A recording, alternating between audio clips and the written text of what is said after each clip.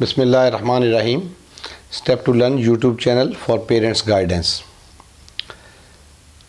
Autism spectrum disorder जितना challenging disorder है, जिसमें कि बहुत सारी स्किल्स एट अ टाइम हमें बच्चे को सिखानी होती हैं, जिसमें अटेंडिंग स्किल्स भी हैं, कम्युनिकेशन स्किल्स भी हैं, उसकी सेल्फ हेल्प स्किल्स भी हैं, उसकी सोशल स्किल्स भी हैं, उसकी डेली लिविंग स्किल्स भी हैं, उसकी एकेडमिकल स्किल्स भी हैं, कॉग्निटिव स्किल्स हैं। ये तमाम स्किल्स हमें उसको सिखानी होती हैं। जिस जिस लेवल पे जो हमें उसके अंदर मिल रही होती हैं, उससे हमें आगे लेके चलना होता है। In this today's clip I want to emphasise and give you a tip जो कि आपको तमाम स्किल्स को सिखाने में उसकी हेल्पफुल होगी और आपके लिए उन स्किल्स को सिखाना आसान हो जाएगा इंशाल्लाह। बेसिक चीज़ें जो उसकी ऑटिज्म स्पेक्ट्रम डिसऑर्डर पे जो लर्निंग को अफेक्ट कर रही होती हैं, वो उसकी लैक ऑफ अटेंशन है कि तवज्जो नहीं देता। तवज्जो क्यों नहीं देता? क्योंकि वो अपनी एक इमेजिनेशन में उसने एक दुनिया बनाई हुई है जिसमें वो लॉस्ट रहता है, खोया रहता है। उसमें उसको खोया रहना, उसमें इमेजिनेशंस में सोचना, इमेजिनेशन के थ्रू उसको इंजॉय करना उसको अच्छा लगता है। ही remains comfortable in that is reason कि वो इर्द गिर्द उसके माहौल में क्या हो रहा है, क्या कोई उसको बता रहा है, क्या उसको कोई सिखाना चाह रहा है, उन चीज़ों की तरफ मुतवज्जो नहीं होना चाहता है। Because he enjoys over there. वो उसका पैटर्न ब्रेन का डेवलप हुआ है। इट्स अ मिस्ट्री, क्यों है, कैसे है, इट्स समथिंग अ पजल जो कि still it is uncovered, unresolved. कब ये अनटर्न हो, गॉड नोज बेटर। ऑल्दो इस पर बहुत सारी एफर्ट हो रही है अराउंड इन द ग्लोब। बहुत सारे लोग इस पर कोशिश हैं कि इसको पजल को सॉल्व कर सकें, इस मिस्ट्री को रिजॉल्व कर सकें। लेकिन टिल दैट टाइम, जब तक कि इसकी वो चीज़ नहीं होती, तो उस वक्त तक हमारे बच्चे का तो एक एज स्टेज उसकी गुजर रही है। So that is the reason हम एट दिस स्टेज क्या कर सकते हैं, वो उन चीज़ों में जो उसको हर्डल कर रही हैं लर्न करने में किसी भी चीज़ के, उनको हम ओवरकम कर सकते हैं to the best. To my best experience, जो भी मैंने अब तक किया है इन बच्चों के साथ काम, डिफरेंट लेवल पे, डिफरेंट एज में, डिफरेंट एनवायरनमेंट्स में, उसमें what I have concluded is कि जितना हम इनके उन एरियाज़ को जो बैरियर्स हैं उसकी लर्निंग के अंदर, उनको हम फोकस करते हैं, उतना हम इसको सिखाने में कामयाब हो जाते हैं। वो मैंने बताया, अटेंडिंग स्किल्स में लैक ऑफ अटेंशन उसकी है, उसकी लॉस्ट होना अपनी इमेजिनेशंस में वो है, उसका रेपिटेटिव होना वो है। रेपिटेटिवनेस को हम बेहतर तौर पे इस्तेमाल भी कर सकते हैं, वो दूसरे अलग क्लिप में मैंने एक्सप्लेन किया है इन डिटेल। फिर उसकी हाइपर एक्टिविटी है। ये वो बुनियादी चीज़ें हैं जो उसको कुछ भी सीखने को रोक रही हैं। अब जितना हम उसको अटेंटिव रखेंगे, इनको कवर करेंगे इन तमाम एरियाज़ को, जितना हम उसको इन्वॉल्व रखेंगे, से मुराद ये है कि वो उसकी हम अटेंशन ले लेंगे जो भी काम एक्टिविटी हो रही है। कोई स्पेसिफिक इसके लिए मुझे ट्रेनिंग एड्स नहीं चाहिए, कोई स्पेसिफिक मुझे इसमें टॉयज़ नहीं चाहिए, कोई स्पेसिफिक टूल्स नहीं चाहिए। ये हर कोई अपनी इन्वायरमेंट के अंदर हर उस काम के लिए कर सकता है जो भी वो बच्चा अपने इर्द गिर्द होता देख रहा है, कि उसको अटेंटिव करना है हमने। जब हम उसको अटेंटिव करना चाहते हैं, वो रिएक्ट करेगा, वो नहीं देना चाहेगा। इट्स जस्ट लाइक दैट कि मुझे एक चीज़ ड्रैग करके भी उसको अगर लाना पड़ता है, तो मुझे एफर्ट करनी है कि मैं उसको खींच के भी उस इमेजिनेशन से निकालूं, फिज़िकली ड्रैग करके भी। अगर मैं उसको बुलाता हूं और मुझे नहीं तवज्जो दे रहा है, तो मुझे उसको फिज़िकली उसका अपनी तरफ टर्न करना, उसको अपनी तरफ मुतवज्जो करना is important to make him attentive.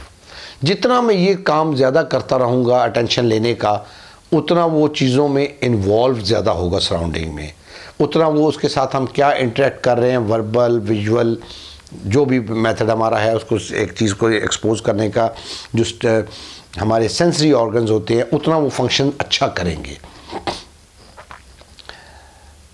कर सकते हैं। They know but they don't want, because वो उसमें रेपिटेटिवनेस की वजह से इतना उसमें फिक्सेट हो गए हैं कि उस चेंज को वो एक्सेप्ट नहीं कर पाते हैं। तो ये भी मेरा एक टारगेट होना चाहिए इन बच्चों के साथ काम करते हुए, अटेंशन लेने के साथ साथ, कि कोई भी चीज़, कोई भी पैटर्न मैं इनको बहुत ज़्यादा रिपीट करने ना दूँ। अगर मैंने वो करने दिया तो वो फिर एक प्रॉब्लम हो जाएगा। अब वो कोई भी चीज़ से मुराद उसका खाना पीना भी है, उसका एक्शन भी है, उसका बोलना भी है, उसका कोई भी बिहेवियर जो भी वो शो करता है, एग्जिबिट करता है, उसको मुझे रिपीट होने से रोकना है। कैसे रोकना है? उसके लिए मुझे कुछ भी करना पड़े मैं कर लूँगा। फॉर एग्ज़ाम्पल, वो टीवी रोज़ 5 बजे देखना चाहता है, कार्टून्स उसकी पसंद की चीज़ है, वो उसको देखना चाहता है, रिपीट करना चाहता है, मुझे उससे रोकना है। मैं टीवी हटा दूँ, ये नहीं मैं मान सकता कि मैं वो काम करना चाहूँ और मैं बच्चे के आगे हैंड्स अप हो जाऊँ, फेड अप, अपना इस अंदाज में हैंड्स अप हो जाऊँ कि मैं कहूँ कि जी मैं तो बड़ी कोशिश करता हूँ और वो नहीं कर सकता, मैं उसको रोक नहीं पाता। I don't believe it. At least मुझे ज़िंदगी में कभी ऐसा महसूस नहीं हुआ कि जो मैं करना चाहता हूँ मैं ना कर पाया हूँ। बेबहा मेरे पास एग्जांपल्स हैं। Hearing impaired, profound hearing impaired बच्चे को यूनिवर्सिटी लेवल तक पढ़ाने में अल्हम्दुलिल्लाह मैं कामयाब रहा। प्रोफाउंड हेयरिंग लॉस के साथ, इंडिपेंडेंट नॉर्मल एजुकेशन में बहुत कम केसेस हमें यहाँ पे मिलते हैं अपनी सराउंडिंग में जो इस लेवल तक बच्चे चले जाते हैं। सीबी बच्चा जो खड़ा भी नहीं होता, वो भागता दौड़ता चलता है, मेरा अपना बेटा भी है। पॉइंट इज दिस कि मैं पॉइंट हाईलाइट जो बात करना चाहता हूं कि जो अगर मैं चाहता हूं कि वो काम उसको मैं उस तरह ना करने दूं तो मेरे पास इतने तरीके हैं, इतने अंदाज हैं उस काम को रोकने के। टीवी की एग्जांपल मैं आपको दे रहा था कि अगर 5 बजे उसने टीवी देखना है कार्टून का, वो रोज़ देखता है और मैं उसकी रेपिटेटिवनेस को ब्रेक करना चाहता हूँ, तो मैं उसको उस टाइम में कहीं और मसरूफ़ भी कर सकता हूँ। उस टाइम में मैं टीवी में कुछ और चैनल लगा के उसके बिहेवियर्स को मैनेज करना है, मैंने अगेंस्ट उसके रिएक्शन जो भी आएगा उसको मैंने मैनेज करना है। मैं टीवी को अनप्लग भी कर सकता हूँ, मैं टीवी उतार भी सकता हूँ। I can do anything for that matter to give him a change, क्योंकि वो ज़रूरी है उसके लिए। उसको रिपीट नहीं करने देना मैंने एक काम को। तो अटेंशन लेना, अटेंशन लेने के साथ सराउंडिंग में जो काम हो रहा है उसमें इन्वॉल्व करना, रिपीट ना करने देना। काम को सिखाने के लिए, इनको सीखने के लिए ना, they can not process a thing. इनको वो काम समझ आता है क्या कि मैं क्या चाह रहा हूँ। मैं कहता हूँ ये मुझे दें, बॉल दें, पेन दें, प्लेट दें, व्हाट्सएवर द इंस्ट्रक्शन इज़, उसको वो इनपुट जा रही है ऑडिटरी सेंस के थ्रू, विजुअल के थ्रू, उसको वो समझ आ रही है उसने करना क्या, but unable to process that कि उसके अगेंस्ट उसने एक्शन क्या लेना है, वो नहीं कर पाता है। अब मेरे पास एक तरीका, इसको अगेन वही बात है कि अगर मैं चाहता हूं कि मैं उससे वो काम करूं तो मैंने वो करवा ही लेना है। कैसे करवाना है? मैं फिजिकली भी उसको वो पकड़ के चीज़ उसके हाथ में उससे लेके उसको मैं इनपुट दे सकता हूं, फीडबैक कि जी आपने मुझे ये दिया है, पेन, बॉल, प्लेट जो भी थी। तो इस प्रोसेस में फिजिकली मैंने करवाया है उसके काम, उसने खुद नहीं किया है, बट लेकिन उसके ब्रेन ने एक प्रोसेस लर्न किया है उस इंस्ट्रक्शन के अगेंस्ट जो मैंने उसको दी थी कि ये मुझे दें प्लेट। अब उसके अगेंस्ट जो उसको प्रोसेस करना चाहिए था अपने एक्शन के ज़रिए, वो मैंने उससे करवाया है। विद प्रॉम्प्ट है, आज विद प्रॉम्प्ट है तो ग्रेजुअली फेड आउट करके इंडिपेंडेंटली भी वो उस पर आ जाता है। डिफरेंट मेरे डेमोन्स्ट्रेशंस के अंदर ये चीज़ मैंने एक सेशन के अंदर करके दिखाई है कि उसने प्रोसेस नहीं किया है, मैंने प्रॉम्प्ट से लिया है और उसी सेशन के अंदर 30 मिनट सेशन के अंदर ही वो जो है इंडिपेंडेंट रिस्पॉन्स पे भी आ जाता है। तो it's easy to take them to that level. सिर्फ उसमें इंपॉर्टेंट चीज़ें जो मैंने आपको बताई हैं, अटेंशन, उसकी ये जो इन्वॉल्वमेंट है सराउंडिंग में, उसको रिपीट ना करने देना, हाइपर एक्टिविटी बहुत इंपॉर्टेंट है कंट्रोल करनी, बहुत important, because a child on hyper activity can not focus. वो तवज्जो ही नहीं दे सकता कि मैं उसको क्या सिखाना चाह रहा हूँ, मैं उसको क्या कहना चाह रहा हूँ। अब उसको कंट्रोल करना, medicine is not the thing which will control it, temporarily suppress करेगी मेडिसिन के ज़रिए। बहुत सीवियर केसेस में शायद मैं सोच सकता हूँ कि मैं मेडिसिन के लिए सजेस्ट करूँ कि वो आप उसको दें, दिलवाएं, किसी डॉक्टर से प्रिस्क्राइब करवाएं, लेकिन वो बहुत कम केसेस होते हैं जिसमें कि मैं उसकी हेल्प लेना चाहूँ। मैं उसको अदरवाइज कंट्रोल करना चाहूँगा।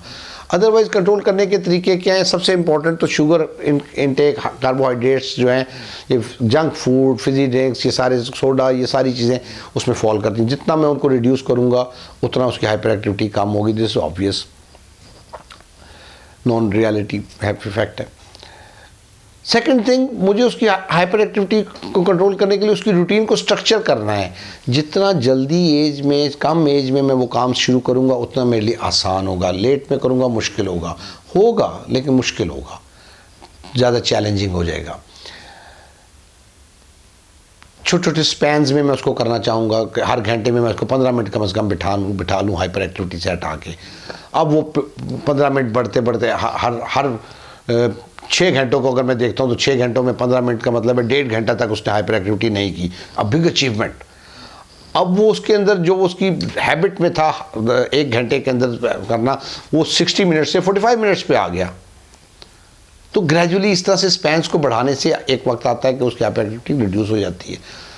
फारिग आइडल रहेगा तो वो उसके लिए कुछ करना ज़रूरी है। वो उसको बिला वजह बैठना मुश्किल होगा। उसको कुछ ना कुछ टास्क चाहिए होता है। They are so energetic, they want to do something at every time. इनके ब्रेन एक तेज स्पीड से प्रोसेस हो रहे होते हैं चीज़ें। मल्टीटास्किंग किस्म का ब्रेन होता है इनका।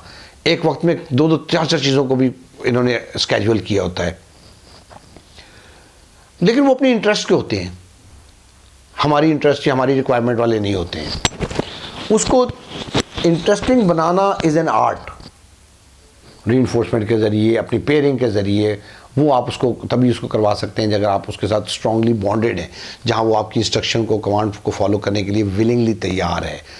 एट स्टार्ट शायद मुझे उसकी विलिंगनेस के अगेंस्ट भी काम करना पड़े तो मैं करता हूँ, but gradually I come to the earliest कि उसकी विलिंगनेस उसमें आनी ज़रूरी है। और वो उसमें रीइंफोर्समेंट के ज़रिए, अपने एनर्जेटिक और इंथुजियास्टिक वे ऑफ इंटरेक्शन के ज़रिए, अपनी आवाज़ में इंटोनेशन के ज़रिए, उन चीज़ों से मैं उसको अचीव करता हूँ एंड इट वर्क्स। तो again I emphasise the same points: attention, involvement in the surrounding, whatsoever is happening, then reducing the repetitiveness in action, in verbal, whatsoever it is, hyperactivity को control करना, processing करवाना prompt के ज़रिए, उसको understand कराना कि जो मैंने कहा था वो क्या है।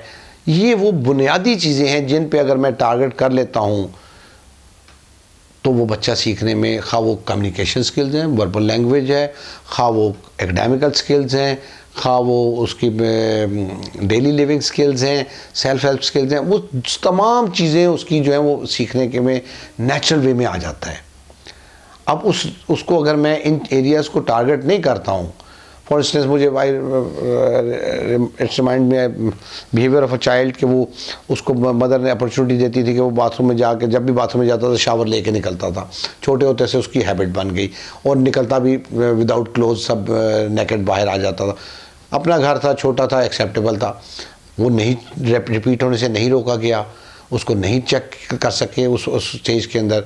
अब वो प्रॉब्लम बच्चा बड़ा हो गया है, अब वो एक प्रॉब्लम बन गया कि अब वो जहाँ पे किसी के घर भी जाता है वहाँ पे भी बाथरूम में आप हर जगह उसको अपने साथ टाई करके नहीं रख सकते हैं। जो अपॉर्चुनिटी उसको वो मैनिपुलेटर्स होते हैं, they manage it how to do a thing. अब वो रेपिटेटिवनेस, उसके बिहेवियर इतना स्ट्रांग हो गया है क्योंकि शुरू से एड्रेस नहीं हुआ। अब वो जहाँ पे भी कहीं पे उसको मौका मिलता है बाथरूम में जाएगा, नहाएगा और वहीं पे नंगा बाहर आ जाएगा। सो पॉइंट इज़ दिस कि वो क्यों हुआ? वो हमने खुद उसको स्ट्रेंथन किया। अवेयरनेस नहीं थी, हम फोकस नहीं कर सके, हमें पता नहीं था, whatsoever the reason is. My point is कि जितना अर्ली हम उसको एड्रेस करेंगे आसान होगा, ज़्यादा लेट करेंगे मुश्किल होगा, और होगा फिर भी पॉसिबल। ऐसा नहीं कि पॉसिबल नहीं होता। अब बिहेवियर स्ट्रांग हो जाए तो अकॉर्डिंगली हमें स्ट्रैटेजी उसके मुताबिक बनानी होती है। तो इन एरियाज़ पे अगर मैंने फोकस कर लिया, बच्चे के साथ इंटरेक्ट करते हुए एट अर्लीस्ट जितना भी मैं कर सकूं, उतना उसकी लर्निंग बेहतर होगी। स्वेरिटी लेवल स्पेक्ट्रम डिसऑर्डर है, हाई फंक्शनिंग से लो फंक्शनिंग तक एक रेंज हमें मिलती है। बच्चा फॉर एग्जांपल इधर मिडल में अगर फॉल कर रहा है, अगर हम उस पर इस अंदाज से काम करेंगे तो वो मिडल वाली ब्रैकेट से लेके हाई फंक्शनिंग की तरफ ट्रैवल करना शुरू होगा ग्रेजुअली। बहुत एक टैक्टफुल वे में हमें उसको डील करते रहेंगे, अच्छे अंदाज में इनपुट मिलती रहेगी, तो वो somewhere middle of the spectrum से टुवर्ड्स हाई फंक्शनिंग ट्रैवल करना शुरू कर देगा। इन केस हम ना करें, हम उसको किसी भी वजह से हम उसको एड्रेस उस अंदाज से स्पेसिफिकली ना कर पाएँ, तो अब क्या होगा कि अब वो मिडल ऑफ द स्पेक्ट्रम से टुवर्ड्स लो फंक्शनिंग ट्रैवल करना शुरू हो जाएगा। उसके बिहेवियर्स एग्रेवेट हो जाएंगे, उसकी लर्निंग इनएबिलिटीज़ एग्रेवेट हो जाएंगी, उसकी रेपिटेटिवनेस बढ़ जाएगी, उसका सेमनेस फिक्सेट हो जाना बढ़ जाएगा, उसका नॉन वर्बल होना बढ़ता रहेगा, जितना हम उसको उस अंदाज से एड्रेस नहीं करेंगे। So these are the tips which will help you in teaching anything you want. Socialization सिखानी है, प्रोसेस नहीं कर पाता, आपको इन्वॉल्व होकर प्रोसेस करना है उसके साथ।